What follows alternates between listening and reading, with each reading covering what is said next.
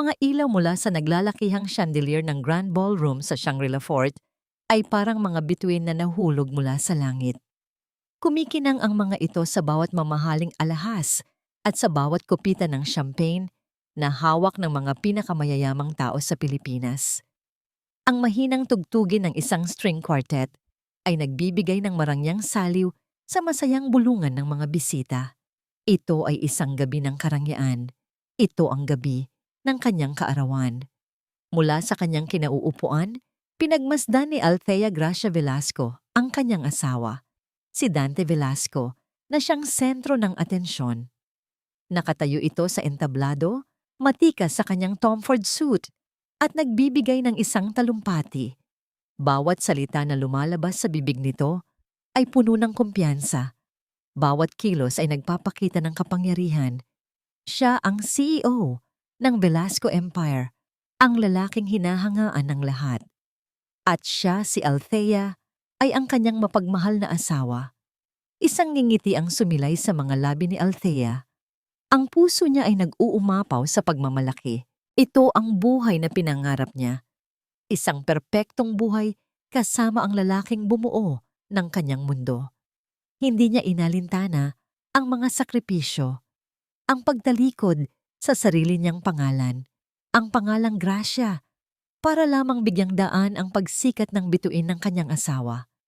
Para sa kanya, ang tagumpay ni Dante ay tagumpay niya rin. Isang tunay na inspirasyon si Mr. Velasco, bulong ng isang ginang sa kanyang katabi, sapat na para marinig ni Althea. At si Mrs. Velasco, napakaswerte niya. Ngumiti lang si Althea. Hindi, ako ang maswerteng makasama ang isang lalaking tulad niya, sabi niya sa kanyang isipan. Nang matapos ang talumpati ni Dante, sinalubong ito ng malakas na palakpakan. Bumaba ito ng entablado at agad na nilapitan ng mga importanteng panauhin. Habang abala ang lahat, isang anino ang dumaan sa kanyang harapan at isang pamilyar na pabango ang humalimuyak sa hangin. Napakagandang gabi, hindi ba, Althea? Ang boses ay kay Katrina Sandoval, isang modelo na may reputasyong kilala sa buong alta sosyedad. Nakasuot ito ng isang pulang bestida na tila hinahamon ang lahat ng mata na tumingin sa kanya. Lumapit ito at umupo sa bakanteng silya sa tabi ni Althea na para bang sila ay matalik na magkaibigan. Katrina, malamig na tugon ni Althea. Huwag kang mag-alala. Hindi ako nagpunta rito para manggulo. Sabi ni Katrina, may mapanuksong na ngiti sa kanyang mga labi. Nandito ako para batiin ka. Happy 29th birthday! 29 na taon. Ang haba na rin pala ng nasayang na panahon. No? Kumunot ang noo ni Althea. Hindi niya maintindihan ang ibig sabihin nito. Sakto namang lumapit si Dante, ang ngiti sa kanyang muka ay biglang naglaho nang makita si Katrina. Anong ginagawa mo rito? Tanong niya, may bahid ng pagkairita. Ngumiti si Katrina at tumayo. Lumapit siya kay Dante at inayos ang kurbata nito. Nandito lang ako para magbigay ng regalo sa asawa mo, mahal. Ang salitang mahal ay idiniin niya habang nakatingin ng diretso kay Althea. Naramdaman ni Althea ang pagkirot sa kanyang dibdib. Isang kirot na pilit niyang winawaksi sa isipan sa loob ng maraming buwan. Ang mga bulong-bulungan, ang mga hinala. Gusto mo bang patunayan sa lahat kung gaano mo talaga kamahal ang asawa mo, Dante? Hamon ni Katrina, ang kanyang boses ay malakas na para marinig ng mga nasa malapit na mesa. O gusto mong patunayan sa akin kung sino talaga ang may hawak ng puso mo? Katrina, tumigil ka na. Mariing sabi ni Dante, hinawakan ito sa braso. Pero hindi nagpaawat si Katrina. Simple lang ang gusto ko, isang maliit na pabor. Para sa bawat taon ng buhay ng asawa mo, isang sampal, 29 na sampal. Para maipakita mo sa kanya kung gaano ka nagsisisi sa 29 na taon na nasayang sa buhay mo dahil sa kanya. Nanlaki ang mga mata ni Althea. Ang mga bulungan sa paligid ay biglang tumigil. Ang musika ay tila humina. Ang lahat ng mga mata ay nakatuon na ngayon sa kanila. Baliw ka ba? Gigil na sabi ni Dante. Hindi ako baliw. Nagbibigay lang ako ng ideya. Sagot ni Katrina at bumulong ito sa tainga ni Dante. Gawin mo at patutunayan mo sa akin na kaya mong talikuran ang lahat para sa akin. Huwag mong gawin. At makikita ng lahat ng kasosyo mo ang mga litrato natin sa business trip sa Amanpulo. Ikaw ang bahala. Mahal ko. Nakita ni Althea ang pagbabago sa mukha ng kanyang asawa. Ang galit ay napalitan ng pag-aalinlangan at pagkatapos ng isang malamig na desisyon, tumingin si Dante sa kanyang personal na bodyguard na si Hector. Isang tingin lang, isang tango. Naramdaman ni Althea na nanlamig ang buong katawan niya. Dante, huwag. Pakiusap niya. Ang kanyang boses ay halos hindi lumabas. Pero hindi siya pinakinggan ni Dante. Lumayo ito. Tumabi kay Katrina na ngayon ay may ngiti ng isang demonyo. Lumapit si Hector, isang malaking tao na walang emosyon sa muka. Yumuko ito ng bahagya. Pasensya na po, ma'am. At pagkatapos, dumapo ang unang sampal. Isang malakas na tunog ang umalingaw-ngaw sa tahimik na ballroom. Ang pisngi ni Althea ay agad na uminit. Ang mga mata niya ay napapikit sa sakit at sa matinding kahihiyan. Narinig niya ang mga mahihinang gasp ng mga tao. Hindi siya umiyak. Hindi siya sumigaw. Dumapo ang ikalawang sampal. Mas malakas. Ang pangatlo. Ang pang-apat. Bawat sampal ay parang isang dagok, hindi lang sa kanyang mukha, kundi sa kanyang puso, sa kanyang kaluluwa, sa kanyang pagkatao. Bawat sampal ay isang paalala ng kanyang katangahan, ng kanyang bulag na pag-ibig. Sa ikasampung sampal, nagsimulang mamasa ang kanyang mga mata. Ngunit hindi niya hinayaang tumulo ang mga luha. Sa ika-15 sampal, wala na siyang maramdamang sakit.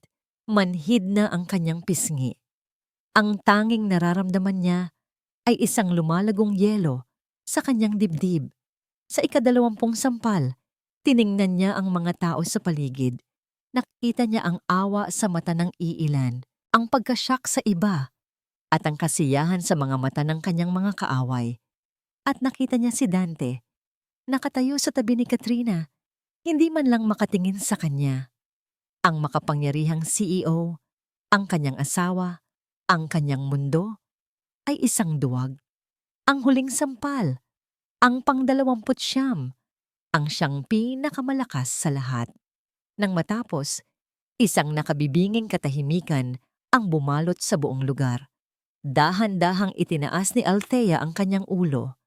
Ang kanyang buhok ay bahagyang magulo, ang kanyang pisngi ay namumula, at may marka ng mga daliri.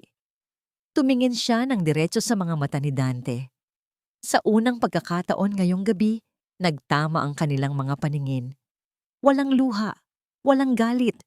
Ang nakita ni Dante sa mga mata ng kanyang asawa ay isang bagay na mas nakakatakot. Isang malamig, nakakakilabot na kawalan. Para siyang tumitingin sa isang estranghero. Dahan-dahang tumayo si Althea. Inayos niya ang kanyang damit. Walang sinabing salita. Walang anumang tingin sa kahit sino. Nagsimula siyang maglakad palabas ng ballroom. Ang bawat hakbang niya ay kalmado at may dignidad na para bang hindi siya ang babaeng kalalampasan lang sa gitna ng kahihiyan. Ang lahat ay napaatras para bigyan siya ng daan na para bang sila ay nakakita ng isang reynang nasugatan ngunit hindi kailanman nagpatalo. Nang makalabas siya sa pinto, doon lamang bumalik sa normal ang paghinga ng mga tao. Ang bulungan ay nagsimula, mas malakas, mas malupit. Samantala, sa loob ng kanyang Rolls Royce, habang dahan-dahang umaandar palayo sa hotel, doon unang pumatak ang isang butil ng luha mula sa mata ni Althea. Isa lang. Isang luha para sa pag-ibig na namatay, para sa pusong dinurog. Pinunasan niya ito ng may panggigigil. Tapos na ang pag-iyak, tapos na ang kahinaan. Iginilid niya ang isang panel sa kanyang mamahaling upuan. Sa ilalim nito ay isang maliit na secret compartment. Kinuha niya mula roon ng isang bagay na matagal na niyang hindi nakikita. Isang luma, itim na satellite phone. Bigay ito ng kanyang yumaong ama. Isang regalong may kasamang isang mabigat na babala. Binuksan niya ito. Nag-dial siya ng isang numero mula sa memorya. Habang nagri-ring, napatingin siya sa kanyang refleksyon sa madilim na bintana.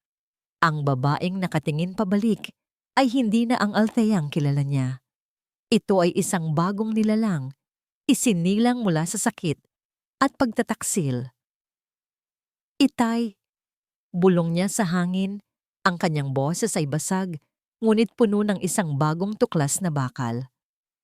Patawad po, pero kailangan ko na itong gamitin. Ang marangyang Rolls-Royce ay pumasok sa naglalakihang gate ng kanilang mansyon sa Forbes Park nang walang anumang ingay. Ang bawat sulok ng paligid ay pamilyar kay Althea. Ang mga puno ng akasya na nakalinya sa daan. Ang hardin na siya mismo ang nagdisenyo. Ang engranding pinto na may inukit na simbolo ng pamilyang Velasco.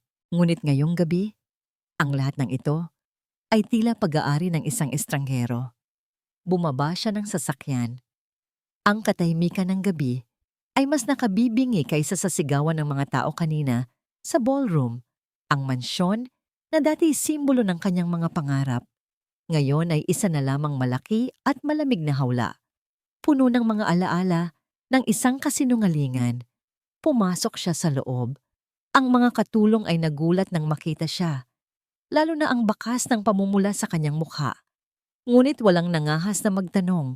Isang senyas lang mula sa kanyang kamay ay sapat na para umalis silang lahat at iwan siyang mag-isa. Ang katahimikan, iyon ang unang sumalubong sa kanya. Dati, ang bahay na ito ay puno ng tawanan ni Dante, ng kanyang mga kwento tungkol sa trabaho, ng kanilang mga plano para sa hinaharap. Ngayon, ang tanging naririnig niya ay ang pagtibok ng sarili niyang pusong wasak. Naglakad siya sa mahabang pasilyo. Sa dingding ay nakasabit ang kanilang malaking litrato noong araw ng kanilang kasal. Si Dante, napakagwapo sa kanyang barong. Siya, nakangiti mula tainga hanggang tainga, ang mga matay kumikinang sa purong pag-ibig at pag-asa. Ang Althea sa litrato ay isang babaeng walang muwang, isang babaeng naniwala sa mga salita, sa mga pangako. Isang galit na hindi niya naramdaman kanina ang biglang bumuhos sa kanyang sistema. Kinuha niya ang litrato mula sa pagkakasabit nito. Mabigat ito, nakapaloob sa isang mamahaling silver frame. Tinitigan niya ang masayang mukha ni Dante. Ang mukha ng lalaking nanumpa sa harap ng Diyos na mamahalin at poprotektahan siya. Sinungaling, bulong niya. Ang boses ay puno ng pait. Sa isang iglap, ibinalibag niya ang litrato sa sahig na gawa sa marmol. Ang salamin ay nabasag at kumalat sa sahig, parang mga bubog ng kanyang nawasak na puso. Ngunit hindi siya tumigil doon. Ang isang galaw na yon ay nagpakawala sa isang halimaw sa loob niya. Isang halimaw na binuo ng mga buwan ng pagdududa, ng mga gabing mag-isang lumuluha, at ng huling 29 na sampal. Nagtuloy-tuloy siya sa sala, sa kanilang library, sa bawat sulok ng bahay na nagpapaalala sa kanya kay Dante. Ang mga vast na regalo nito, ang mga aklat na may dedikasyon, ang mga munting bagay na dati nagpapakilig sa kanya, lahat ay isa-isa niyang winasak. Bawat basag, bawat punit ay isang sigaw na hindi niya mailabas. Hingal na hingal siyang natigil sa harap ng isang pinto. Ang pinto ng study ng kanyang yumaong ama, si Don Ricardo Gracia. Ito ang tanging lugar sa bahay na hindi ginalaw ni Dante. Isang santuwaryo ng mga alaala ng kanyang ama. Dahan-dahan niyang pinihit ang seradura at pumasok. Ang amoy ng lumang libro at tabako ay tila yumakap sa kanya. Walang nagbago. Nandoon pa rin ang malaking silya na gawa sa nara, ang mga libro sa estante, ang malaking mesa na gawa sa mahogany. Lumapit siya sa mesa at hinaplos ang makinis na kahoy. At sa paghaplos na yon, isang alaala ang bumalik sa kanya na kasing linaw ng kristal. Ilang taon na ang nakalipas, isang maulang hapon, magkaharap sila ng kanyang ama sa study na ito. Kakaanunsyo pa lang ng engagement nila ni Dante. "Masaya ka ba sa kanya, anak?" tanong ni Don Ricardo. Ang kanyang mga mata ay puno ng pagmamahal, ngunit may bahid ng pag-aalala. "Sobra po, itay." Mabilis niyang sagot. Ang ngiti ay hindi maalis sa kanyang mga labi. "Si Dante na po ang buhay ko." Tumango ang kanyang ama, ngunit hindi ngumiti. May kinuha itong isang maliit at mabigat na itim na kahon mula sa drawer. Inilapag niya ito sa mesa at itinulak palapit sa kanya. "Ano po ito?" tanong ni Althea. "Isang parachute," sagot ng matanda. "Umaasa akong hindi mo ito kakailanganing gamitin kailanman." Binuksan ni Althea ang kahon. Sa loob ay ang itim na satellite phone na hawak niya ngayon. Kumunot ang kanyang noo. "Itay, para saan po ito?" Sumandal si Don Ricardo sa kanyang silya.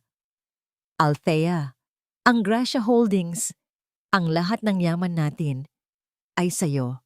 Ipinagkatiwala ko lang kay Dante ang pamamahala dahil iyan ang gusto mo. Pero ang pag-ibig ay nagiging bulag, anak. At ang kapangyarihan at pera, kaya nitong baguhin ang sinumang katao." Ikinuwento ng kanyang ama ang tungkol sa isang lihim na protokol na itinayo niya sa pundasyon ng kanilang kumpanya. Isang sistemang nakakonekta sa mga pinakamalalaking bangko at institusyong pinansyal sa buong mundo. Isang mekanismo na kayang ilipat ang lahat ng assets, lahat ng shares, lahat ng kapangyarihan, pabalik sa nag-iisang tunay na may-ari sa loob lamang ng 30 minuto. Tinawag niya itong Project Lazarus. "Lazarus?" Pagtataka niya. "Oo," sabi ng kanyang ama, "dahil kaya nitong buhayin mula sa abo ang anumang subukang patayin. Ang teleponong yan ang susi.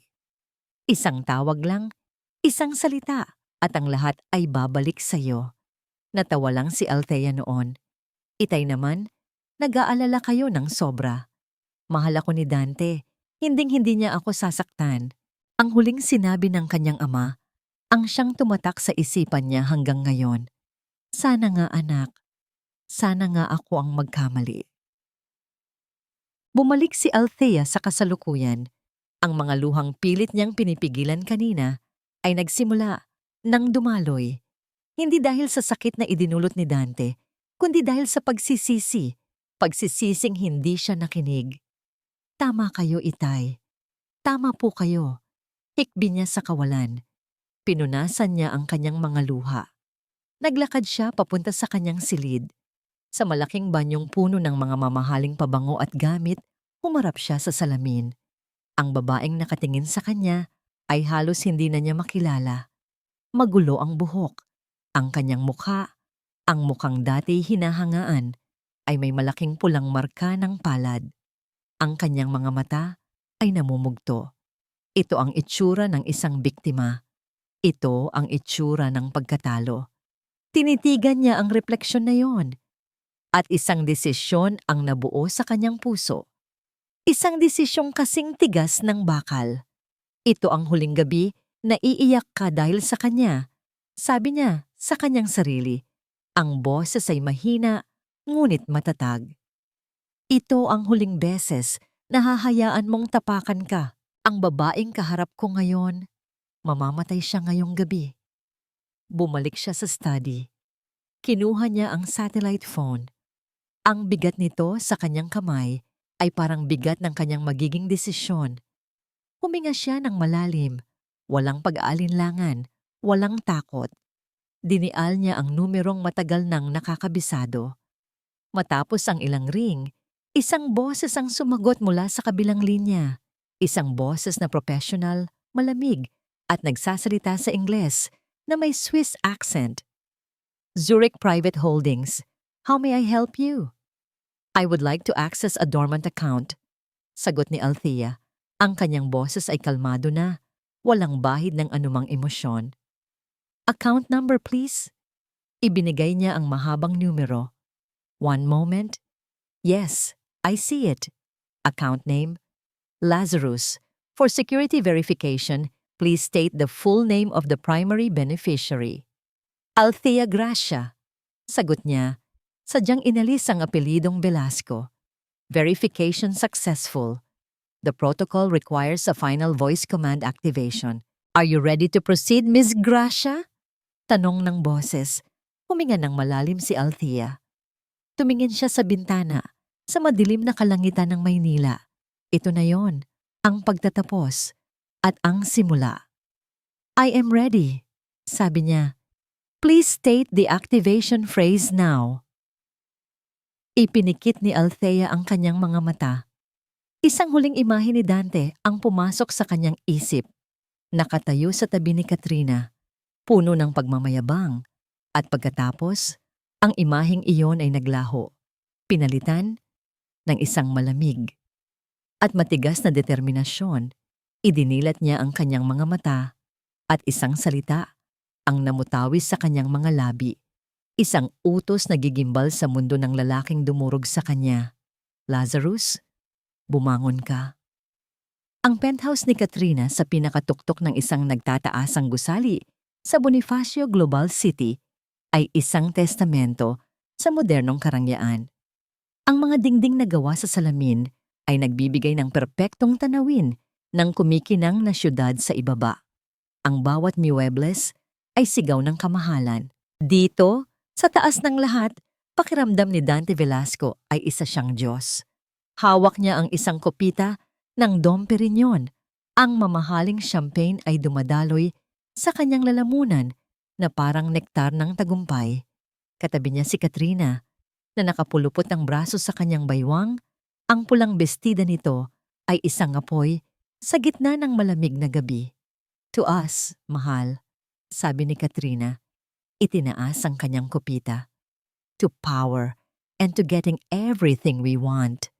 Nagangisian sila at nagtagay. To us, sagot ni Dante. Ang boses ay puno ng pagmamayabang. Nakita mo ba ang mukha niya, Kat? Walang luha, walang sinabi. Patunay lang na mahina siya. Isang babaeng walang kayang gawin, kundi tumanggap na lang ng kapalaran niya. Hinaplos ni Katrina ang kanyang dibdib. Dahil ikaw ang hari, Dante. At ngayon, alam na ng buong Maynila kung sino ang dapat katakutan at kung sino ang tunay na reyna sa tabi mo. Napangiti si Dante. Ito ang matagal na niyang hinahangad. Ang pakiramdam na ito, ang absolutong kontrol. Sa loob ng maraming taon, nabuhay siya sa ilalim ng anino ng pangalang Gracia. Kahit na siya ang CEO, alam niyang sa mata ng lahat, siya ay asawa lang ni Althea Gracia. Ngayong gabi, winasak niya ang aninong yon. Pinatunayan niyang siya ang may hawak ng kapangyarihan. Siya, si Dante Velasco. Ang nakakatawa pa, dagdag ni Dante. Bukas, babalik din yon sa mansyon. Iiyak, magmamakaawa. Ganon naman palagi. At tatanggapin ko siya, syempre. Dahil kailangan ko pa rin ang pera ng pamilya niya. Nagtawanan sila, ang tunog ng kanilang halakhak ay puno ng kalupitan. Ngunit ang kanilang selebrasyon ay biglang natigil nang mag-ring ang telepono ni Dante. Isang hindi rehistradong numero. Sino naman to? Inis na tanong niya bago sagutin. Hello? Good evening, sir. This is the manager from Chateau Lafite. Sabi ng isang magalang na boses. We're calling regarding the reservation made under your name for Miss Sandoval's party next week. We were about to process the down payment but your credit card was declined, sir. Kumunot ang noo ni Dante. Anong declined? That's my Amex Black Card. Unlimited yan. Baka may problema lang sa sistema ninyo. Try it again. We did, sir. 3 times. Perhaps you could provide another card. Wag na! I'll call the bank myself. Stupid system. Inis na sabi ni Dante at ibinaba ang tawag. Anong problema, mahal? Tanong ni Katrina. Wala. Palpak lang yung bangko, sabi ni Dante. Pilit na iwinaksi ang bahagyang inis. Anyway, where were we? Akmang hahalikan na niya si Katrina nang muling tumunog ang kanyang telepono. Sa pagkakataong ito, ang pangalan ng kanyang executive assistant, si Martin, ang lumabas sa screen. Sir Dante! Ang boses ni Martin sa kabilang linya ay hindi mapakali. Halatang nininenerbiyos ito. Sir, may problema po tayo. Malaking problema. Martin, it's almost midnight. Whatever it is, can't it wait until tomorrow? Iritadong sagot ni Dante. Hindi po, sir.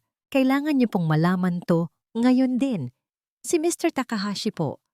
At ang pati ang Zobel Group, they're all pulling out their investments. Sabay-sabay po, sir. Napaupo ng tuwid si Dante na wala ang lasing sa kanyang sistema. Anong sinasabi mo? Bakit sila magpo-pull out? Wala namang dahilan. Hindi ko rin po alam, sir. Walang abiso, walang paliwanag. Nakatanggap lang daw sila ng financial directive mula sa mga bangko nila sa Switzerland at Hong Kong. Sinubukan ko pong tawagan sila, pero hindi sila sumasagot. Sir, ang stocks natin bumabagsak. Mabilis po. That's impossible. Sigaw ni Dante. Kinuha niya ang kanyang laptop mula sa briefcase at mabilis itong binuksan. Sinubukan niyang mag-log in sa corporate bank account ng Velasco Empire. Access denied. Sinubukan niya ulit. Account frozen by order of primary signatory. Nanlamig ang dugo niya. Primary signatory? Iisa lang ang primary signatory ng Gracia Trust Fund na siyang puso ng kumpanya. Si Althea. Pero imposible. Kailangan ng 2 linggong proseso at sangkaterbang dokumento para magawa yon. Anong nangyayari, Dante? Nag-aalalang tanong ni Katrina na napansin ang pagbabago sa itsura ng lalaki. Hindi sumagot si Dante. Pinagpapawisan na siya ng malamig.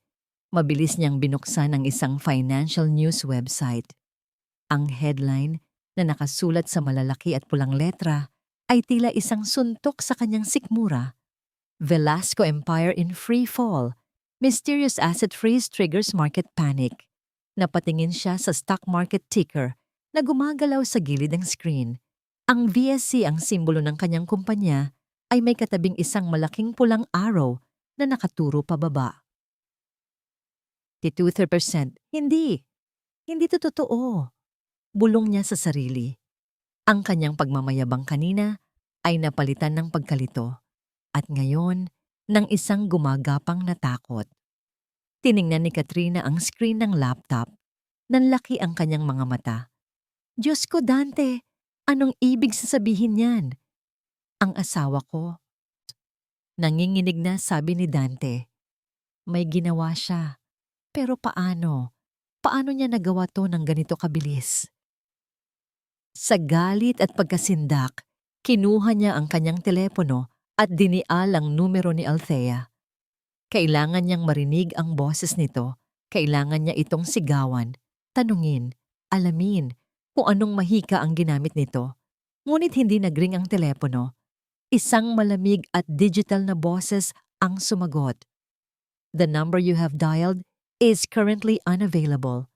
Ibinagsak niya ang telepono sa mesa. Ang kanyang mundo, ang kanyang imperyo, na akala niya ay siya ang nagtayo, ay gumuho sa harap niya sa loob lamang ng ilang minuto. At sa gitna ng kanyang pagkasindak, isang tunog ng notification ang narinig niya mula sa kanyang laptop. Isang bagong email. Ang sender, unknown. Ang subject, the clock is ticking. Nanginginig ang mga kamay ni Dante habang ikiklik ito para buksan. Ang laman ng email ay isang maikli, ngunit nakakakilabot na pangungusap. You have 29 minutes left. Ang sikat ng araw ng umaga ay hindi sapat para pawin ang lamig na bumabalot sa paligid ng Manila Memorial Park. Ang kapayapaan ng lugar ay isang malaking kabalintunaan sa unos na nagaganap sa loob ni Althea. Nakatayo siya sa harap ng isang maringal na mausoleo na gawa sa puting marmol, ang huling hantungan ng kanyang mga magulang, ang pundasyon ng pangalang Gracia. Nakasuot siya ng isang simpleng itim na bestida at malalaking salamin sa mata, hindi para magtago, kundi para bigyan ang sarili ng isang manipis na harang mula sa mundo. Ang pamumula sa kanyang pisngi ay bahagya ng humupa. Ngunit ang marka nito ay nakaukit pa rin sa kanyang alaala. Sa kanyang kamay ay isang pumpon ng puting rosas. Dahan-dahan niyang inilapag ang mga ito sa paanan ng puntod ng kanyang ama, si Don Ricardo Gracia. Hinaplos niya ang malamig na marmol kung saan nakaukit ang pangalan nito. Itay, bulong niya. Ang kanyang boses ay mahina para lamang sa kanilang dalawa. Patawad po. Patawad po kung ngayon ko lang naintindihan ang lahat. Huminga siya ng malalim, pinipigilan ang mga luhang nagbabadyang tumulo. Hindi ito ang oras para sa kahinaan. Ito ang oras para sa pag-uulat. Ginawa ko na po ang sinabi ninyo. Sinunod ko na ang huling habilin niyo. Patuloy niya. Ang lalaking pinagkatiwalaan ko. Ang lalaking ipinaglaban ko sa inyo. Sinaktan niya ako sa paraang hindi ko sukat akalain. Sinira niya ang pangako niya sa inyo at sinira niya ako. Isang saglit na katahimikan ang namagitan. Tanging ang hihip ng hangin sa mga puno ang maririnig. Pero tapos na po yun, Itay. Kagabi, tinapos ko na ang lahat. Ang babaeng umiiyak, ang babaeng duwag. Iniwan ko na po siya kasama ng mga basag na piraso ng aming pagsasama. Ang Althea na kaharap ninyo ngayon, siya na po ang anak na gusto ninyong maging ako. Matatag at handang bawiin ang lahat ng sa atin. Isang anino ang tumabon sa kanya. Hindi siya lumingon. Kilala niya ang mga yabag na yon. Alam kong dito kita matatagpuan, Hija. Ang boses ay Medesa ay malumanay at puno ng pag-aalala. Ito ay kay Attorney Ramon de Leon, ang pinagkakatiwalaang abogado at matalik na kaibigan ng kanyang ama. Isang lalaking may pilak na sa buhok, ngunit matalas pa rin ang mga mata. Mga matang nakasaksi sa paglaki niya at sa pagbuo ng imperyo ng mga Gracia. Tito Ramon, sagot ni Althea, hindi pa rin lumilingon. Tumabi ito sa kanya, nakatingin din sa puntod ni Don Ricardo. Nakatanggap ako ng notification mula sa Zurich kaninang madaling araw. Isinagawa mo na pala ang Project Lazarus. Wala na po akong ibang pagpipilian, sabi ni Althea. Ang boses ay walang emosyon. Alam ko, sagot ng abogado, at matagal nang hinihintay ng ama mo ang araw na ito. May inilapag si Ramon na isang maliit ngunit mabigat na safety deposit box sa isang marmol na bangko. Hindi lang isang pindot sa telepono ang Project Lazarus, Althea. Ito ang legal na katibayan. Binuksan niya ito gamit ang isang susi. Sa loob ay isang makapal na folder ng mga dokumento. Ito ang tunay at huling habilin ng iyong ama. Isang ironclad prenuptial agreement na nilagdaan ni Dante nang hindi niya alam ang tunay na nilalaman. At higit sa lahat, ang orihinal na papeles ng Gracia Holdings na nagsasabing ikaw at ikaw lamang ang nag-iisang may-ari ng bawat share, bawat asset, bawat sentimo ng kumpanya. Ang Velasco Empire ay isang ilusyon na hinayaan lang ng ama mong paniwalaan niya. Kinuha ni Althea ang mga dokumento. Ang bigat ng papel ay parang bigat ng katotohanan. May isa pa akong dapat sabihin sa'yo, seryosong sabi ni Ramon. Isang bagay na ipinakiusap ng ama mo na itago ko, maliban na lang kung dumating ang araw na ito. Tumingin si Althea sa kanya, ang kanyang mga mata ay nagtatanong. Ang tungkol kay Katrina Sandoval, panimula ni Ramon. Hindi siya isang simpleng babae lang na naakit sa yaman ni Dante. May dahilan kung bakit niya ito ginagawa. Huminga ng malalim si Ramon. Ang mga Sandoval, dati silang kakompetensya ng iyong lolo sa negosyo. Sa isang malaking corporate takeover, maraming taon na ang nakalipas. Natalo sila ng Gracia Corporation. Nalugi ang kanilang negosyo. Ang pangyayaring iyon ang sumira sa kanilang pamilya. Si Katrina, bata pa siya noon, ngunit isinumpa niyang babawi siya. Gagamitin niya ang kahit sino para pabagsakin ang pangalang Gracia. Isang malamig na kuryente ang gumapang sa buong katawan ni Althea. Hindi ito simpleng pagnanasa. Hindi ito simpleng pag-agaw ng asawa. Ito ay isang planadong paghihiganti. Alam ito ni Itay? Tanong ni Althea. Hindi makapaniwala. Tumango si Ramon. Oo, nalaman niya ito bago pa man kayo ikasal ni Dante. Nakita niya ang potensyal na panganib. Pero ano? Tito, ginamit niya itong huling pagsubok para sa katapatan ni Dante. Malungkot na sabi ni Ramon. Naniniwala siyang kung tunay ang pagmamahal ni Dante sa'yo, hindi ito magpapadala sa tukso at sa lason ni Katrina. Ito ang pinakamalaking sugal ng iyong ama, Althea. Ipinusta niya ang lahat sa pag-ibig ni Dante para sa'yo. Tumingin si Ramon sa malayo. At natalo siya. Ngayon, naintindihan na ni Althea ang lahat. Ang bawat piraso ng palaisipan ay nagkabit-kabit. Ang pagtataksil ni Dante ay hindi lang isang kahinaan ng isang lalaki. Ito ay isang sabwatan. Ang 29 na sampal ay hindi lang isang kapritsyo ng isang kabit. Ito ay isang simbolikong paghihiganti sa kanyang pamilya, sa kanyang ama, sa kanyang buong pagkatao. Ang yelo sa kanyang puso ay lalong tumigas. Ang natitirang bahid ng awa para kay Dante ay tuluyan ng naglaho. Tumayo siya ng tuwid. Kinuha niya ang folder ng mga dokumento. Ang kanyang pananabik at kalungkutan ay napalitan ng isang bagong lakas. Isang lakas na nagmumula sa katotohanan at sa pangangailangan para sa hustisya. Salamat po, Tito Ramon. Alam ko na ang gagawin ko. Sabi niya, ang kanyang boses ay matatag na ngayon. Ngumiti si Ramon sa unang pagkakataon. May kinuha siyang isang susi mula sa kanyang bulsa.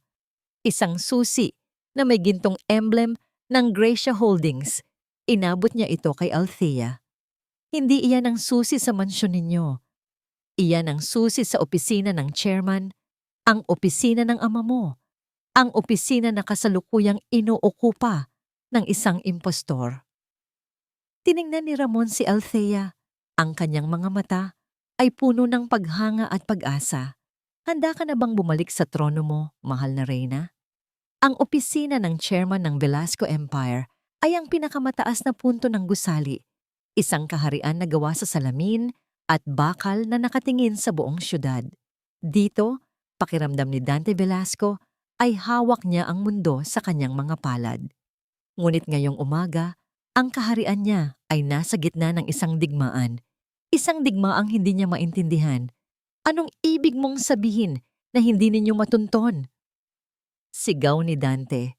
Ang kanyang boses ay umalingaw-ngaw sa loob ng naglalakihang opisina. Ang kanyang mamahaling suit ay lukot na. Ang kanyang buhok ay magulo. At ang kanyang mukha ay pinagpapawisan. Mayroon tayong pinakamagaling na IT department sa buong bansa. Bayad kayo ng milyon-milyon para protektahan ang kumpanya. Hindi para tumayo lang dyan na parang mga tanga. Sa harap niya ay ang kanyang mga pinagkakatiwalaang tenyente. Si Martin, ang kanyang executive assistant, si Mr. Chen, ang hepe ng pinansyal, at si Anton, ang pinuno ng kanilang cybersecurity team. Lahat sila ay nakayuko, takot na salubungin ang nag-aapoy na mga mata ng kanilang CEO. Sir, wala po kaming makitang bakas ng hacking o anumang external breach. Nanginginig na paliwanag ni Anton. Ang mga utos, ang mga fund transfer, lahat ay nagmula sa loob ng sistema. Lahat ay authorized. Ang nag-trigger po sa lahat ay isang dormant master protocol na hindi namin alam na nag-e-exist. Master protocol? Halos pasigaw na tanong ni Dante. Sino ang may access sa lintik na protocol na yan? Walang nakasagot. Ang tanging maririnig sa opisina ay ang walang tigil na pagring ng mga telepono mula sa labas, mga tawag mula sa mga galit na investor, nag-aalalang miyembro ng board, at mga mamamahayag na nag-aabang ng anumang impormasyon. Ang kanyang imperyo ay gumuho sa loob lamang ng ilang oras at siya, ang dakilang Dante Velasco, ay walang kaalam-alam kung bakit. Biglang, sa gitna ng kaguluhan, isang tunog ang pumutol sa lahat. Hindi isang katok, kundi ang malinaw na tunog ng pag-click ng seradura ng malaking double doors ng kanyang opisina. Lahat sila ay napalingon. Ang ingay sa labas ng opisina, ang mga sigawan, ang nagmamadaling mga yabag, ang diret-diretsong pagring ng telepono ay biglang namatay. Isang nakabibinging katahimikan ang pumalit. Dahan-dahan, bumukas ang dalawang pinto. At doon, sa bukana, nakatayo si Althea. Hindi siya ang Althea na iniwan ni Dante kagabi. Ang babaeng nasa harap niya ngayon ay ibang-iba. Nakasuot ito ng isang itim na pantsuit na tila hinulma sa kanyang katawan, matalim at makapangyarihan. Ang kanyang buhok ay nakapusod ng perpekto, walang kahit isang hibla na wala sa lugar. Nakasuot ito ng malalaking itim na salamin na nagtatago sa kanyang mga mata, ngunit hindi sa lamig ng kanyang presensya. Sa kanyang kanan ay si Attorney Ramon de Leon na may hawak na isang leather briefcase at may ekspresyong kasing tigas ng bato. Sa kanyang likuran ay dalawang matitipunong lalaki na nakasuot ng itim na suit, mga mukhang hindi pamilyar kay Dante. Ito ang bagong security team. Napatanga si Dante. Ang galit sa kanyang mukha ay napalitan ng pagkalito. Althea, anong ginagawa mo rito? Kung nandito ka para mag-eskandalo. Hindi niya natapos ang kanyang sasabihin dahil nagsimulang maglakad si Althea.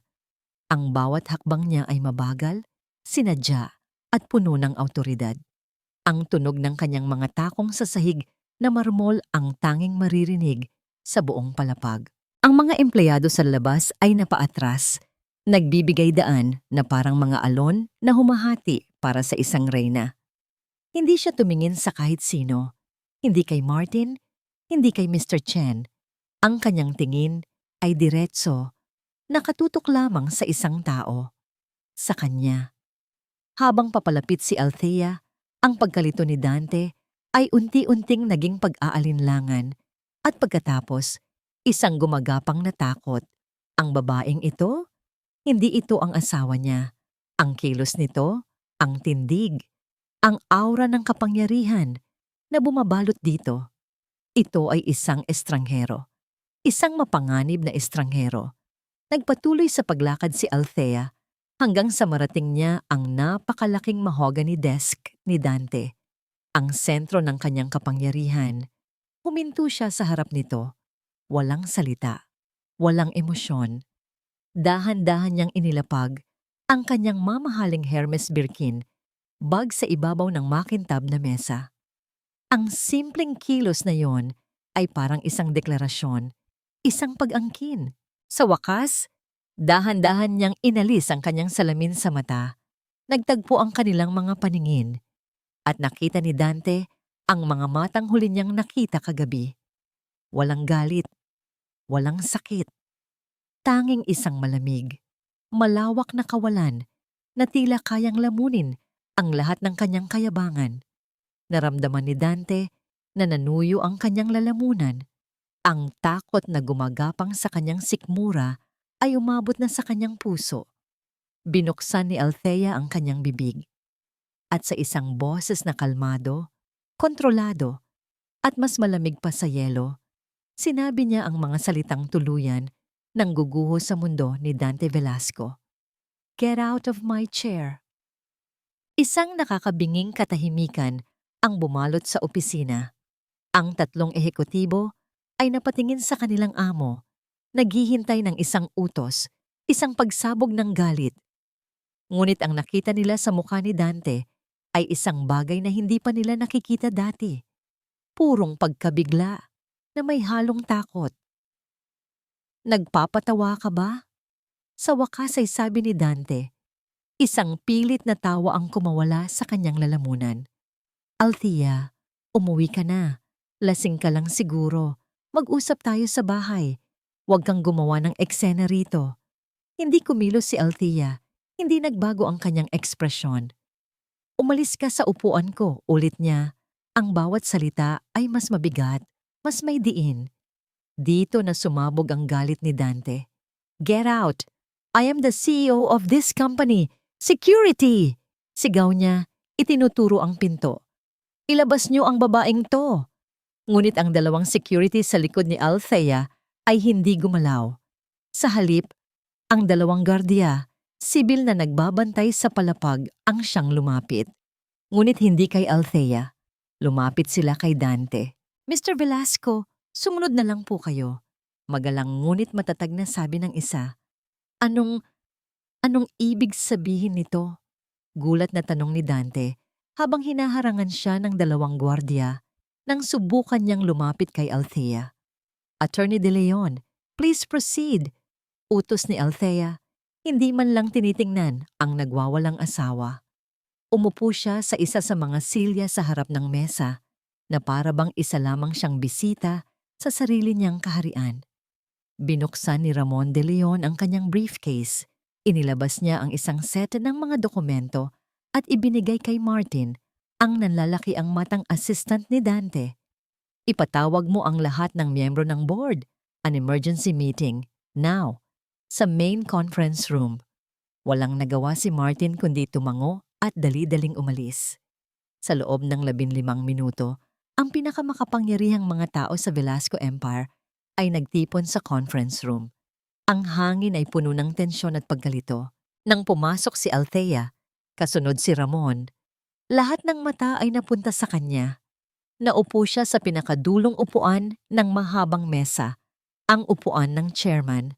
Si Dante, na pilit na sumunod, ay hinarangan ng security sa pinto. "Wala kang karapatang gawin to. Ako ang nagpapatakbo ng kumpanyang to.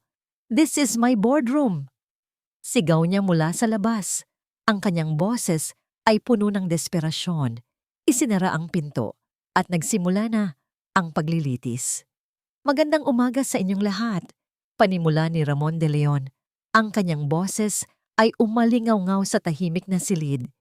Ikinonekta niya ang isang laptop sa malaking screen sa harap.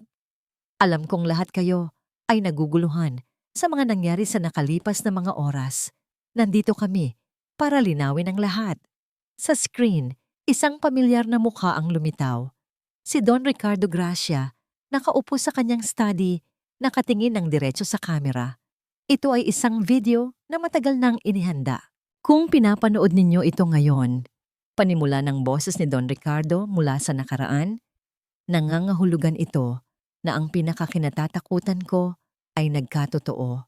Ang aking anak, ang aking si Althea, ay nasa panganib dahil sa lalaking ipinagkatiwala ko sa kanya. Isang kolektibong paghinga ang narinig mula sa mga miyembro ng board. "Ang Gracia Holdings ay ang buhay ko," patuloy ng Don, "at ipapamana ko lang ito sa taong karapat-dapat. Nilikha ko ang Project Lazarus hindi bilang isang sandata, kundi bilang isang kalasag, isang proteksyon para sa aking anak at sa kumpanyang itinayo ng ating mga pamilya. Isang mekanismo para bawiin ang lahat sa oras na ang tiwala ay masira at ang kasakiman ay manaig." Ang taong nagpapatakbo ng kumpanya ngayon, siya ay isang katiwala lamang. Ang tunay na may-ari, ang reyna, ay iisa lang at iyan ay ang aking anak, si Althea Gracia. Nang matapos ang video, si Ramon naman ang nagsalita. Isa-isa niyang ipinakita sa screen ang mga dokumento, ang Articles of Incorporation ng Gracia Holdings, ang di matututulang katibayan na 100% ng voting shares ay nakapangalan kay Althea, ang ironclad prenup na nilagdaan ni Dante. Ang Velasco Empire ay isang brand name lamang, mga ginoo, paliwanag ni Ramon. Isang pangalang nilikha para bigyan ng pagkakataon si Mr. Velasco na magkaroon ng sariling pagkakakilanlan. Ngunit sa ilalim ng lahat ng iyon, ang kumpanyang ito ay, at palaging magiging, Gracia Holdings. Isang matandang miyembro ng board, si Mr. Elizalde ang tumikhim. "Mrs. Velas," sandali itong natigilan. "Miss Gracia, nauunawaan namin ang legalidad. Ngunit ang pagpapatakbo ng 1 bilyong pisong kumpanya ay ibang usapan. Anong alam mo sa negosyo?" Lahat ng mata ay muling napunta kay Althea. Ito ang sandali ng katotohanan. Kalmado siyang tumingin kay Mr. Elizalde. Mula pagkabata, sinanay na po ako ng aking ama. Bawat school break, hindi ako nagbabakasyon. Narito ako sa opisina, sa ilalim ng kanyang mesa, nakikinig. Bawat hapunan, ang pinag-uusapan namin ay hindi tsismis, kundi merkado at ekonomiya. Tumayo siya at lumakad papunta sa screen. Itinuro niya ang kasalukuyang financial data ng kumpanya. Ang ating expansion sa Vietnam ay masyadong mabilis, masyadong magastos. Iminungkahi ko na yan kay Dante noon, ngunit hindi siya nakinig. Ang tamang hakbang ay palakasin muna ang ating logistics sa Cebu bago tumawid ng dagat. Gaya po ng laging sinasabi ni Itay, huwag kang magtanim sa lupa ng iba kung hindi pa matibay ang sarili mong bakod. Isang katahimikan ang muling bumalot sa silid. Ngunit sa pagkakataong ito, hindi ito katahimikan ng pagkalito, kundi ng paghanga. Naipakita ni Althea hindi lang ang kanyang karapatan, kundi ang kanyang kakayahan. I move for a vote of confidence for our new chairwoman, Althea Gracia. Sabi ni Mr. Elizalde, ang kanyang boses ay matatag. Second the motion, sabi ng isa pa. Nagkatinginan ang lahat, walang pag-aalinlangan. Isa-isang itinaas ng mga miyembro ang kanilang mga kamay. Ito ay unanimous. Sa gitna ng tagumpay na yon, isang malakas na sigaw ang narinig mula sa labas at biglang bumukas ang pinto. Si Katrina Sandoval, na nakalusot sa mga gwardya, ay galit na pumasok. Althea, anong karapatan mong gawin to? Ahas ka! Mangkukulam! Sinisira mo ang buhay namin. Sigaw niya, ang kanyang magandang muka ay nababalot ng puot. Lahat ay napatingin kay Althea, nag-aabang sa kanyang reaksyon, ngunit isang mahinang nangiti lamang ang isinukli ni Althea. Tumingin siya sa bagong security team na sumunod kay Katrina papasok. Samahan niyo ang ginang na ito palabas. Mahinahon niyang utos na para bang nag-uutos lang ng kape. At pakisigurong bayaran niya ang lahat ng damit na kinuha niya gamit ang credit card ng kumpanya. Ang amoy ng alikabok at lumang kahoy. Ang tunog ng mga tumutulong gripo mula sa banyo. Ang naninilaw na sinag ng ilaw mula sa isang pundidong bombilya. Ito ang mundong ginisingan ni Dante Velasco. Isang mundong matagal na niyang kinalimutan.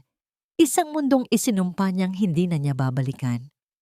Nakatira siya ngayon sa isang maliit na apartment sa isang magulong eskinita sa Tondo, ang parehong lugar kung saan siya lumaki. Ang kanyang mga mamahaling damit ay nakatambak na lang sa isang sulok. Ang kanyang Rolex ay naisanla na para sa ilang linggong upa. Ang penthouse, ang mga sports car, ang walang katapusang agos ng champagne, lahat ay parang isang panaginip na lang. Isang napakagandang panaginip na biglang naging isang masamang bangungot. Ilang araw na siyang hindi naliligo. Ang kanyang balbas ay tumutubo na at ang kanyang mga mata ay may malalalim at maitim na bilog. Nakaupo siya sa isang upos na silya, nakatingin sa kawalan habang hawak ang isang bote ng murang alak. Ang bawat pag-inom niya ay may kasamang alaala. Naalala niya ang araw na una niyang makilala si Don Ricardo Gracia.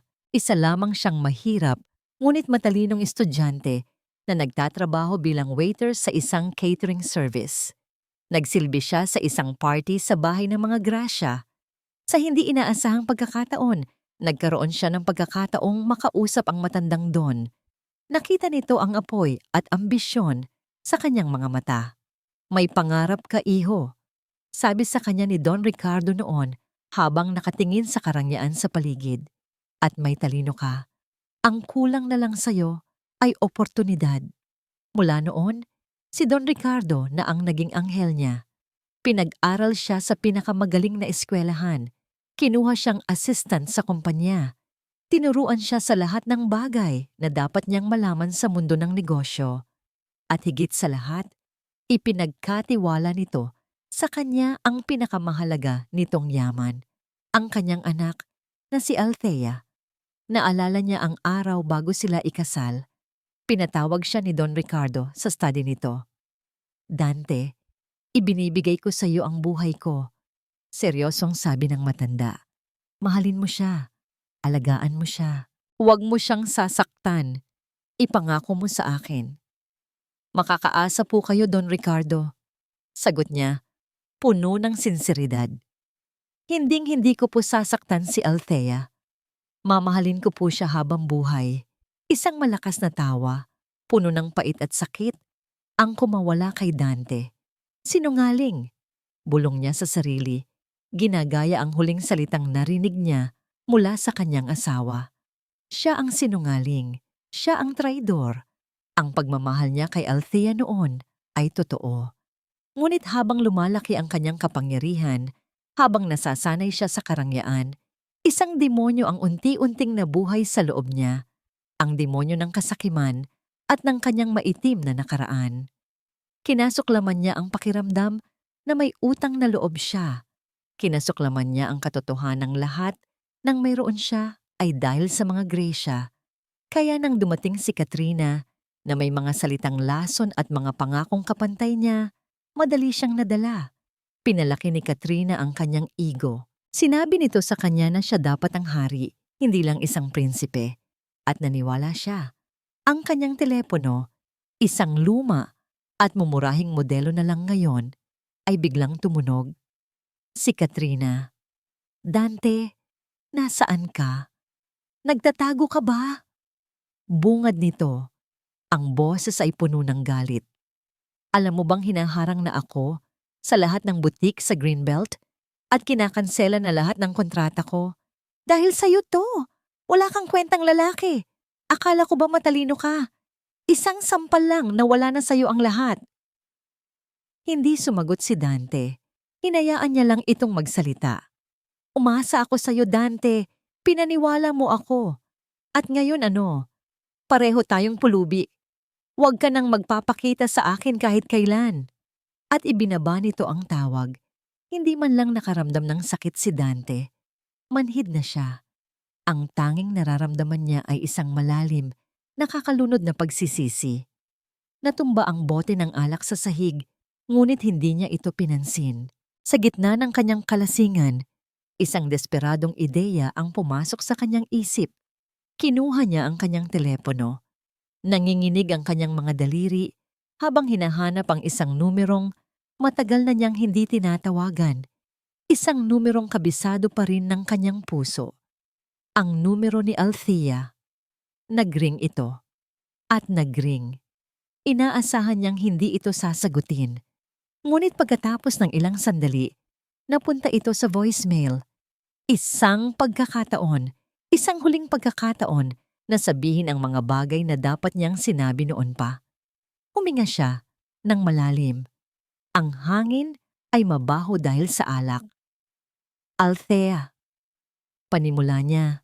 Ang kanyang boses ay basag at garalgal.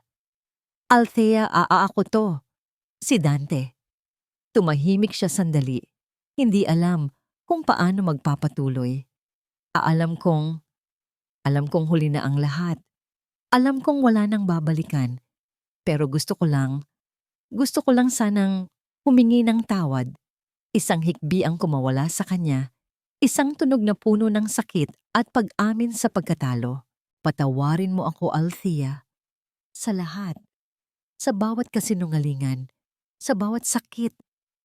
Sa bawat sampal. Pinagsisisihan ko ang lahat. Naging gahaman ako. Nabulag ako.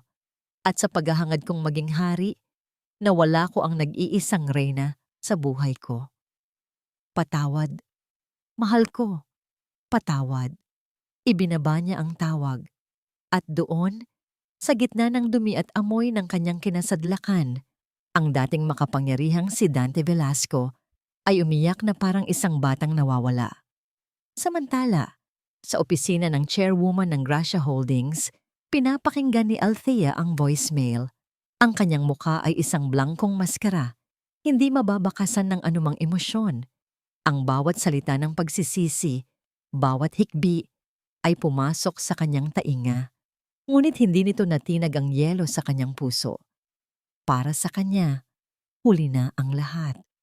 Akmang buburahin na niya ang mensahe nang biglang bumukas ang pinto ng kanyang opisina. Pumasok si Attorney Ramon de Leon. Ang kanyang muka ay seryoso at hindi mapakali.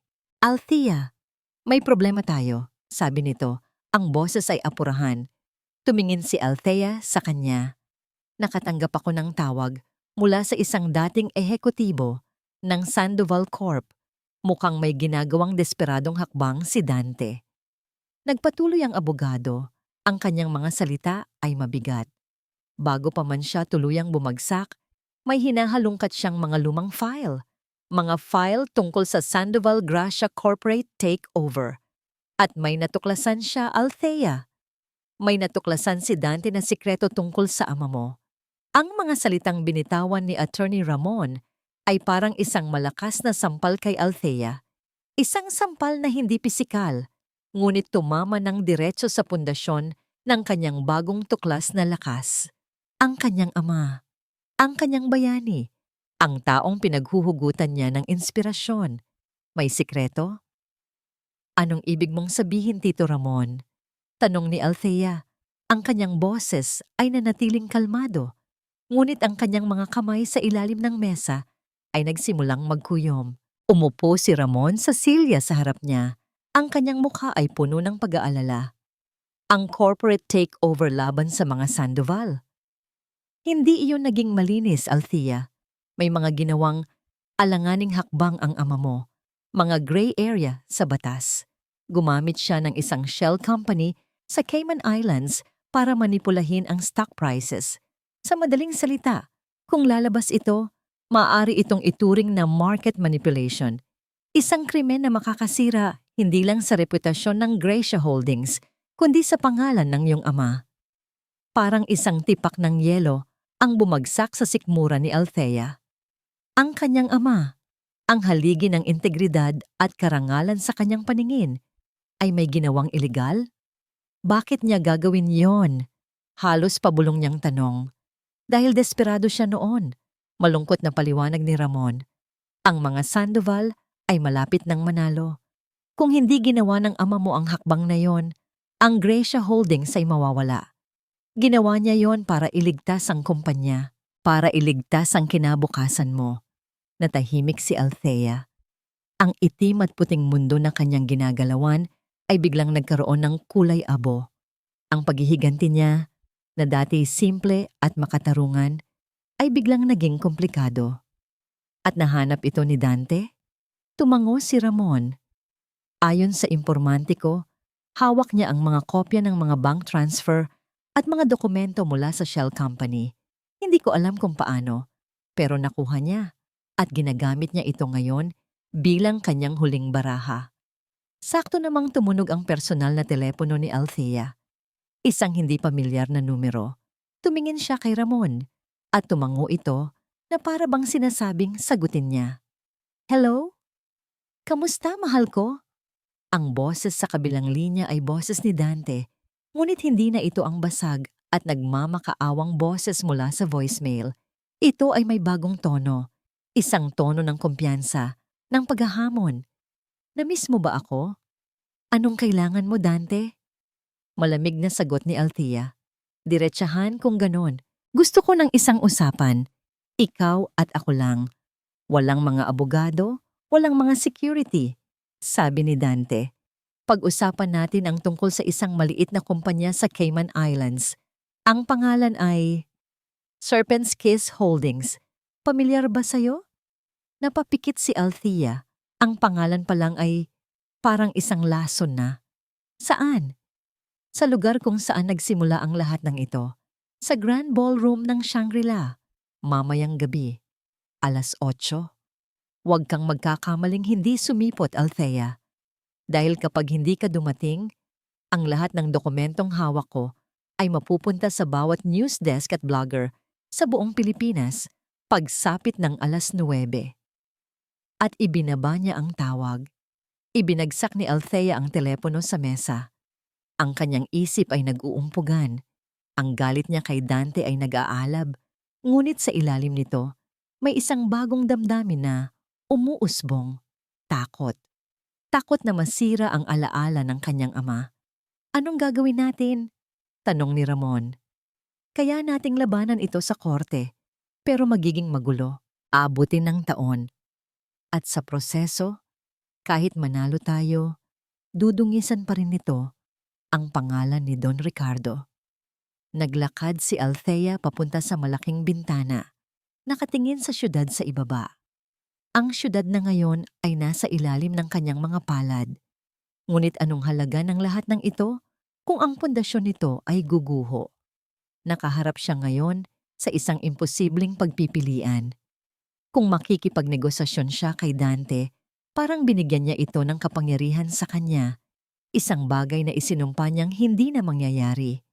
Kung lalabanan niya ito, isasakripisyo niya ang reputasyon ng kanyang ama. Pumunta siya sa isang maliit na estante sa gilid ng opisina. Nandoon ang ilang personal na gamit ng kanyang ama na ipinatago niya. Kinuha niya ang isang lumang leather-bound na libro. Ito ang journal ni Don Ricardo. Binuklat niya ito. Sa mga pahina, nakita niya ang mga sulat kamay ng kanyang ama. Mga plano sa negosyo, mga pangarap para sa kumpanya, at mga personal na saloobin. Sa isang pahina, may isang kasabihan na nakakahon at may salungguhit. Ang tunay na lakas ay hindi nasusukat sa kung paano mo itinatago ang iyong mga pagkakamali, kundi sa kung paano mo ito hinaharap ng may dignidad. Parang isang mensahe mula sa kabilang buhay, parang isang sagot sa kanyang mga tanong. Ipinikit niya ang libro. Isang bagong determinasyon ang pumuno sa kanyang puso. Ang pag-aalinlangan ay napalitan ng tapang. Humarap siya kay Ramon. Ang kanyang mga mata ay hindi na nagpapakita ng takot, kundi ng isang mapanganib na kalinawan. Tito, i-reserve ninyo ang Grand Ballroom at tumawag kayo sa mga awtoridad. Sabihin ninyong may magaganap na isang business transaction doon mamayang gabi. Althea, anong binabalak mo? Nag-aalalang tanong ng abogado. Hindi ako makikipagnegosasyon sa isang blackmail. Hindi ako magtatago sa likod ng mga kasinungalingan. Matatag na sabi ni Althea. Haharapin ko siya. Haharapin ko ang katotohanan. Pero gagawin ko ito sa sarili kong paraan. Sa sarili kong entablado. Naglakad siya papunta sa kanyang mesa at kinuha ang kanyang telepono. Nagdial siya. Hello, Dante. Sabi niya nang may sumagot. Tinatanggap ko ang imbitasyon mo. Magkita tayo. Sa kabilang linya, isang ngiti ng tagumpay ang sumilay sa mga labi ni Dante Velasco. Hawak-hawak niya ang kanyang huling baraha, ang kanyang alas. Akala niya, sa wakas, siya na ang mananalo sa larong ito. Ngunit hindi niya alam na si Althea ay hindi na naglalaro. Papunta siya sa isang digmaan. Ang Grand Ballroom ng Shangri-La ay ibang-iba sa kung paano ito nakita ni Althea noong gabi ng kanyang kaarawan. Wala na ang mga nagkikinangang chandelier, ang mga mesang puno ng pagkain, at ang daan-daang bisita. Ngayon, ang lugar ay halos walang laman at balot sa dilim, maliban sa isang bilog ng liwanag sa pinakagitna. Sa loob ng liwanag na iyon ay isang maliit na lamesa at dalawang silya, isang entablado na inihanda para sa huling akto ng kanilang trahedya. Nandoon na si Dante pagdating ni Althea. Nakaupo ito, nakasuot ng isang disenteng polo shirt na halatang hiniram lang. Ang kayabangan ay bumalik na sa kanyang mukha at sa ibabaw ng mesa ay isang brown na envelope. Ang kanyang alas. Dante's POV nang makita niyang pumasok si Althea, isang ngiti ang sumilay sa kanyang mga labi. Siya lang mag-isa, walang abogado, walang security. Perpekto. Ito na ang kanyang pagkakataon. Naramdaman niya ang pag-akyat ng kapangyarihan sa kanyang sistema. Sa wakas, siya naman ang may hawak ng mga baraha. Dumating ka. Panimula niya nang makaupo si Althea sa tapat niya.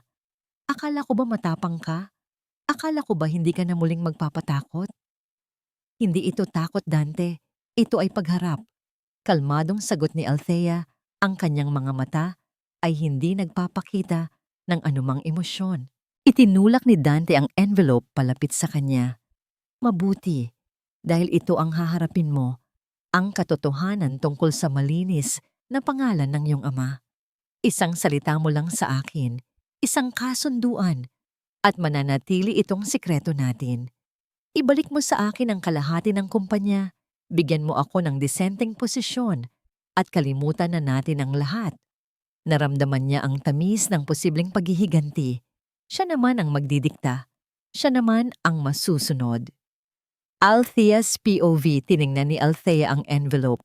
Pagkatapos ay tumingin siya ng diretso sa mga mata ni Dante. Hindi siya natinag. Inaamin ko, Dante. Panimula niya. Ang kanyang boses ay matatag. Ang ama ko ay hindi perpekto. Nagkamali siya. Gumawa siya ng isang bagay na labag sa batas para iligtas ang kumpanya. At handa kong harapin ang kahihiyang yon. Handa kong linisin ang pangalan ng pamilya namin, kahit gaano pa ito kasakit. Nakita niya ang pagtataka sa mukha ni Dante. Hindi ito ang reaksyong inaasahan nito. Ang kanyang alas ay hindi gumana, gaya ng inaakala niya. Pero bago ko gawin yon, pagpapatuloy ni Althea, may isang tanong ako sa'yo. Sa lahat ng paghuhukay mo sa nakaraan, sa lahat ng duming sinubukan mong hanapin, hindi mo ba natanong ang sarili mo kung paano mo nahanap ang mga dokumentong yan ng ganoon kadali? Dante's POV. Kumunot ang noo ni Dante. Anong ibig niyang sabihin? Anong pinagsasasabi mo? Matalino lang talaga ako. Marunong akong maghanap. Isang bahagyang ng ngiti ang lumabas sa mga labi ni Althea. Isang ngiti na nagpadala ng kilabot sa buong katawan ni Dante. Hindi ka matalino, Dante. Naging kampante ka lang, sabi ni Althea. May kinuha siyang isang maliit na remote control mula sa kanyang bulsa at pinindot ito. Biglang umilaw ang isang malaking screen sa likod nila. Isang screen na hindi napansin ni Dante kanina sa dilim. Isang video ang nagplay. Isang video ng isang matandang lalaki na nakaupo sa isang opisina, halatang kinukunan ng palihim. Ang pangalan ko po ay Mr. Avellino. Dati po akong accountant sa Sandoval Corp. Nanlaki ang mga mata ni Dante. Ito ang impormante niya. Ang taong nagbigay sa kanya ng mga dokumento kapalit ng malaking halaga. Ilang taon na po akong binabayaran ni Mr. Dante Velasco. Pagpapatuloy ng lalaki sa video. Bago pa man sila ikasal ni Ma'am Althea, ang utos niya sa akin noon, maghanap ng anumang dumi, anumang butas, anumang sikreto na pwedeng gamitin laban kay Don Ricardo Gracia para kung sakaling dumating ang araw na kailanganin niya, mayroon siyang insurance policy. Althea's POV, nakita ni Althea ang pagbabago sa mukha ni Dante. Ang kulay ay unti-unting nawala dito. Ang kumpiyansa ay napalitan ng purong pagkasindak. Hindi lang yan, sabi ni Althea. Inilabas niya ang isang folder na dala niya. Ang laman, mga kopya ng bank statement. Ang Serpent's Kiss Holdings, ang shell company na ginamit ni Itay. Alam mo ba kung kanino napunta ang pera pagkatapos ng transaksyon, Dante? Ipinakita niya ang dokumento. Ang pera ay hindi napunta sa mga Gracia. Ito ay lihim na inilipat sa isang charity fund.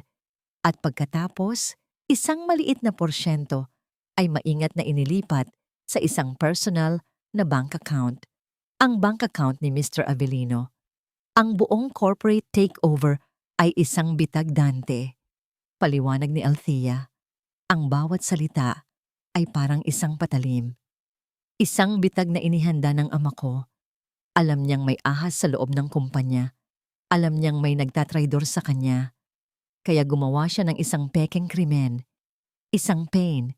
Para hintayin kung sino ang kakagat. At ikaw, dagdag niya, ang kanyang boses ay bumaba sa isang mapanganib na bulong. Ikaw ang kumagat. Ikaw ang ahas. Dante's POV, hindi makapagsalita si Dante. Ang kanyang mundo ay gumuho sa pangalawang pagkakataon at sa pagkakataong ito, mas masakit, mas nakakahiya. Hindi siya ang manlalaro, siya ang laruan.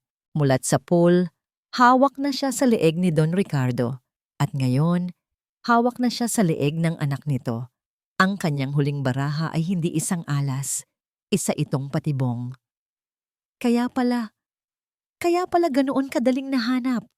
Bulong niya sa sarili, hindi makapaniwala sa kanyang katangahan. Oo, Dante, sabi ni Althea.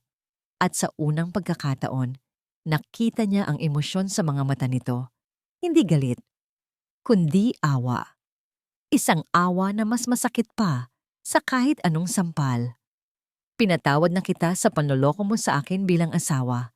Pero ang pagtataksil mo sa tiwala ng ama ko, ang pagtatangka mong sirain ang pangalan ng taong nagahon sa'yo mula sa putik, iyan ay isang bagay na hindi ko mapapalampas. Sa hudyat na yon, bumukas ang mga pinto ng ballroom. Pumasok si Attorney Ramon de Leon kasama ang ilang unipormadong pulis. Dante Velasco, sabi ng isang pulis, inaaresto ka namin sa salang corporate fraud, blackmail, at industrial espionage. Habang pinupusasan siya, napatingin si Dante kay Althea sa huling pagkakataon. Ang kanyang mga mata ay nagmamakaawa. Naghahanap ng kahit anong bahid ng dati nilang pagmamahalan. Ngunit wala na. Ang babaeng nakatingin sa kanya ay hindi na ang kanyang asawa. Siya si Althea Gracia, ang reyna, at nabawi na niya ang kanyang kaharian. Lumipas ang ilang buwan. Ang iskandalo ng Velasco Gracia ay unti-unting humupa. Napalitan ng mga bagong headline, ng mga bagong chismis sa alta sosyedad. Ang dating tinatawag na Velasco Empire ay opisyal nang bumalik sa orihinal nitong pangalan, Gracia Holdings, at sa ilalim ng pamumuno ng bago nitong chairwoman, ang kumpanya ay hindi lang bumangon, ito ay lumipad. Ang opisina sa pinakatuktok ng Gracia Building ay hindi na isang lugar ng takot at arogansya. Sa ilalim ni Althea, ito ay naging isang lugar ng kolaborasyon at respeto. Ang mga desisyon niya ay matalas, ang kanyang pananaw ay malinaw, at ang kanyang integridad ay hindi matatawaran. Ang mga dating miyembro ng board na nagduda sa kanya ay ngayon ang kanyang mga pinakamatapat na taga-suporta. Ang babaeng minsan nilang itinuring na isang simpleng socialite ay isa na ngayong iginagalang na kapitana sa mundo ng negosyo. Ngunit sa gitna ng lahat ng tagumpay na ito, may isang bagay na gumugulo pa rin sa isipan ni Althea, ang malaki at malamig na mansyon sa Forbes Park, ang lugar na dati niyang tinawag na tahanan. Matagal na siyang lumipat sa isang mas maliit at mas modernong kondominium sa BGC. Ngunit hindi niya magawang ibenta ang mansyon. Napakaraming alaala, mabuti man o masama, ang nakakulong sa mga dingding niyon. Isang hapon, nagpasya siyang bumisita. Ang hardin ay pinapanatiling malinis ng mga hardinero, ngunit ang bahay mismo ay may aura ng kalungkutan. Pumasok siya. Ang mga basag na frame ng litrato ay matagal nang nalinis. Ang mga nawasak na vase ay napalitan na, ngunit ang multo ng nakaraan ay naroon pa rin. Naglakad siya sa bawat silid, at sa bawat hakbang, isang alaala ang bumabalik.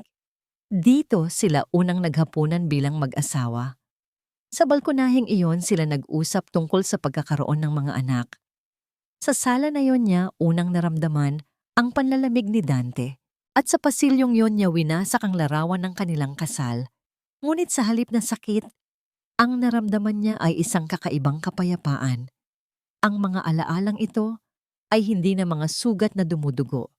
Sila ay mga peklat na lamang, isang paalala ng isang laban na kanyang napanalunan.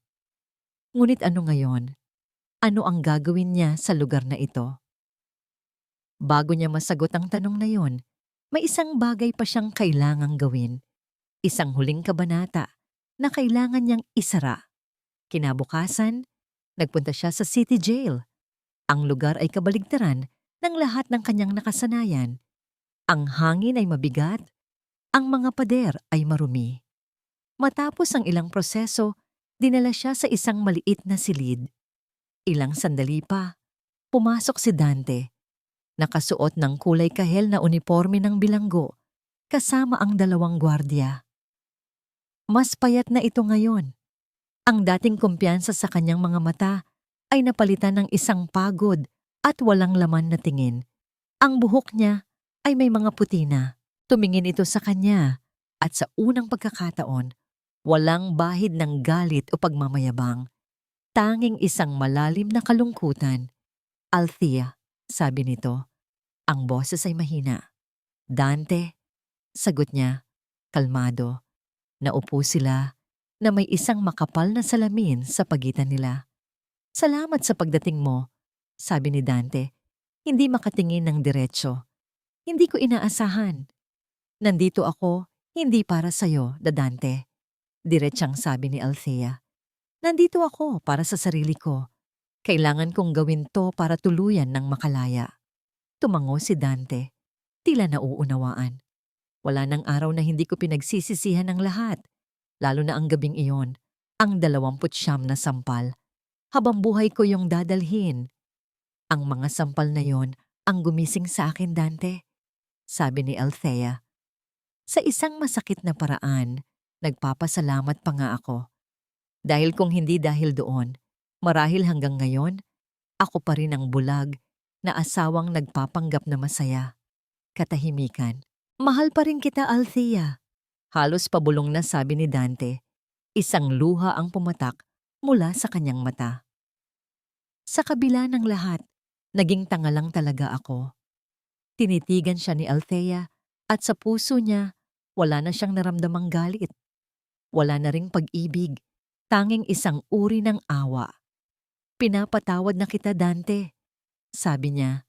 At sa pagsambit ng mga salitang iyon, naramdaman niya ang isang mabigat na kadena na nalaglag mula sa kanyang puso. Hindi dahil karapat-dapat ka, kundi dahil karapat-dapat akong magkaroon ng kapayapaan. Paalam. Tumayo na siya at tumalikod. Hindi na niya ito muling lilingunin. Paglabas niya mula sa kulungan, isang maliwanag na sikat ng araw ang sumalubong sa kanya. Huminga siya ng malalim. Ang hangin ay parang mas malinis. Ang langit ay parang mas asul. Malayang-malaya na siya. At sa sandaling iyon, alam na niya ang gagawin sa mansyon. Makalipas ang 1 buwan, ang malaking gate ng dating Velasco Mansion ay muling nagbukas. Ngunit sa pagkakataong ito, hindi para sa mga sosyal na pagtitipon, kundi para sa mga taong nangangailangan. Isang bagong karatula ang nakasabit sa harapan. Gracious Hope Foundation, isang silungan para sa mga kababaihang biktima ng karahasan. Sa araw ng pagbubukas, sa gitna ng mga ngiti ng mga babaeng natulungan ng pundasyon, tumayo si Althea sa balkonahe. Ang parehong balkonahe kung saan sila nangarap ni Dante noon. Ngayon, nakatayo siyang mag-isa, ngunit hindi nag-iisa. Mas buo siya, mas may layunin. Tumingin siya sa pagsikat ng isang bagong umaga sa Maynila. At isang ngiti ang sumilay sa kanyang mga labi. Isang tunay na ngiti. Ang kanyang paghihiganti ay hindi ang pagbagsak ni Dante. Ang kanyang tunay na tagumpay ay ang kanyang sariling pagbangon. Isang staff ang lumapit sa kanya, may dalang isang maliit na buke ng mga bulaklak na kadarating lang. Walang pangalan ang nagpadala. Tanging isang maliit na card na may nakasulat na mga salita para sa isang bagong simula. Ang mansyon sa Forbes Park ay hindi na isang malamig na monumento ng mga nasirang pangarap. Ito ay isa ng tahanan. Ang dating engranding ballroom kung saan naganap ang mga mararangyang pagtitipon ay isa na ngayong maluwag na common area, puno ng mga komportabling sofa, mga estante ng libro, at mga laruan para sa mga bata. Ang amoy ng mamahaling pabango ay napalitan na ng amoy ng bagong lutong kape at pandesal. Ang dating nakabibinging katahimikan ay napalitan na ng mahihinang tawanan, ng mga kwentuhan, at paminsan-minsan ng mga hikbing hindi na tinatago. Mga hikbing Sinasabayan ng yakap at pagdamay. Ito ang bagong mundo ni Althea Gracia. Hindi na siya ang chairwoman na laging nakasuot ng power suit at nakikipagpulong sa mga bilyonaryo. Dito sa Gracious Hope Foundation, siya ay si Ate Thea lamang. Nakasuot ng simpleng maong at puting t-shirt, mas madalas siyang makikitang nakikipag-usap sa mga residente ng pundasyon kaysa nakaupo sa kanyang opisina. Isang hapon, nakaupo siya sa isang bilog kasama ang 5 pang babae para sa kanilang lingguhang kamustahan, isang support group session na siya mismo ang nagsimula. Ang bawat isa sa kanila ay may dalang kwento ng sakit, ng pagtataksil, ng karahasan. Pinapahiya niya ako sa harap ng mga kaibigan niya. Kwento ng isang babae na nagngangalang Lorna habang pinipiga ang panyo sa kanyang mga kamay. Kapag nalalasing siya, lahat ng mali sa buhay niya, sa akin niya isinisisi. Sinasabi niyang wala akong kwenta, napabigat lang ako. Paulit-ulit, hanggang sa maniwala na rin ako sa kanya. Hanggang sa pakiramdam ko, wala na talaga akong halaga. Habang nagsasalita si Lorna, nakatitig lang si Althea. Ang bawat salita ay parang isang maliit na tinik na tumutusok sa kanyang puso, hindi dahil sa sakit, kundi dahil sa pagkaunawa. Nakikita niya ang sarili niya sa mga mata ni Lorna, ang takot, ang kahihiyan, ang unti-unting pagkawala ng pagkatao. Matapos magbahagi ni Lorna, isang katahimikan ang namayani. Alam ng lahat ang bigat ng kanyang mga salita. Salamat sa pagbabahagi, Lorna, mahinahong sabi ni Althea. Ang nararamdaman mo, ang pakiramdam na wala kang halaga. Alam ko yan. Lahat ng mata ay napunta sa kanya. Bihira siyang magbahagi ng sarili niyang kwento. Hindi ko sasabihin ang buong detalye. Panimula niya, ang kanyang boses ay mahina, ngunit malinaw. Pero minsan, sa isang gabi na dapat ay pinakamasaya sa buhay ko, ipinaramdam sa akin ng taong pinakamamahal ko na ako ang pinakamababang uri ng basura. Sa harap ng maraming tao, ipinamukha niya sa akin na ang bawat taon ng buhay ko ay isang pagkakamali. Hindi niya sinabi kung sino siya. Hindi niya sinabi kung gaano siya kayaman. Ang ibinahagi niya ay ang universal na sakit ng isang pusong pinagtaksilan. Naniwala rin ako sa kanya noon. Pagpapatuloy niya, isang mapait na ngiti ang sumilay sa kanyang labi. Naniwala akong wala akong kwenta kung wala siya, na ang halaga ko ay nakadepende sa pagmamahal niya. Pero natutunan ko sa masakit na paraan, na mali pala ako. Ang halaga natin ay hindi ibinibigay ng ibang tao. Ito ay isang bagay na nasa loob natin, naghihintay lang na muli nating matagpuan. Isang babae sa bilog ang nagsimulang umiyak. Pagkatapos ay isa pa. Walang nagsalita, ngunit sa kanilang mga mata, nakita ni Althea ang isang malalim na koneksyon. Ang mga puso nilang lahat, na minsay nawasak sa iba't ibang paraan, ay nagtatagpo ngayon sa iisang silid, sa iisang damdamin. Kinagabihan, pagkatapos ng session, naglalakad si Althea sa hardin. Ang parehong hardin na dati nilalakaran niya ng mag-isa, puno ng kalungkutan. Ngayon, may mga batang naghahabulan sa damuhan, mga anak ng mga babaeng residente. Isang maliit na batang babae ang nadapa malapit sa kanya. Akmang iiyak na ito nang lumapit si Althea at dahan-dahang tinulungang tumayo. Okay ka lang, maliit? Tanong niya habang pinapagpaga ng dumi sa tuhod ng bata. Tumingala ang bata sa kanya at sa halip na umiyak, isang malaking ngiti ang ibinigay nito. Opo, Ate Thea, hindi po masakit, sabi nito bago muling tumakbo para makipaghabulan. At sa sandaling iyon, isang bagay ang nangyari kay Althea. Isang ngiti ang sumilay sa kanyang mga labi. Hindi ito ang ngiti ng isang CEO na nagsara ng isang malaking deal. Hindi ito ang ngiti ng tagumpay laban sa isang kaaway. Ito ay isang nangiti na nagsimula sa kanyang puso. Isang purong ngiti ng kagalakan. Ang unang tunay at walang pilit na ngiti niya sa loob ng napakatagal na panahon. Doon niya napagtanto ang paghihiganting ginawa niya, ang pagbagsak ni Dante, ang pagbawi sa kumpanya. Lahat ng yon ay nagbigay sa kanya ng panandaliang kasiyahan, ng pakiramdam ng hustisya. Ngunit ang tunay na paghilom, ang tunay na kaligayahan, ay hindi pala matatagpuan sa pagwasak. Ito ay matatagpuan sa muling pagbubuo. Hindi lang ng sarili niyang buhay, kundi ng buhay ng iba.